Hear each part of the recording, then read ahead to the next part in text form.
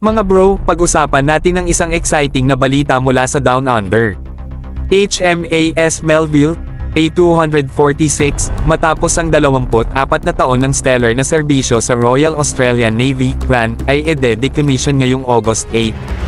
Ang hydrographic survey ship na ito, kasama ang sister ship na HMAS Lewin, A245, ay naging integral sa RAN simula nang sila ay makomisyon noong May 27, 2000.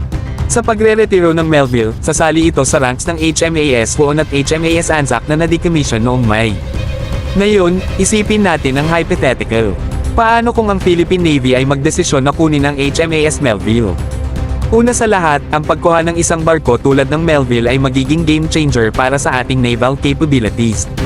Ang hydrographic survey ships ay mahalaga sa pagmamapo at charting ng ocean floor, na essential para sa safe navigation, lalo na sa ating archipelagic na bansa.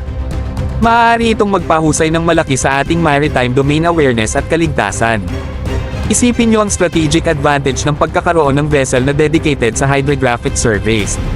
Maaari itong magresulta sa mas mahusay na informadong maritime operations, pinahusay na ruta para sa ating commercial shipping, at maging sa pagbibigay ng napakahalagang data para sa environmental at research purposes.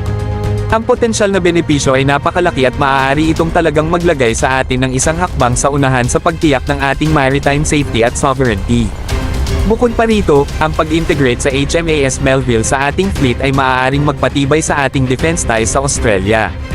Ang hakbang na ito ay maaaring mag-pave ng daan para sa mas maraming collaborative efforts sa training, joint exercises, at maging sa technology transfers.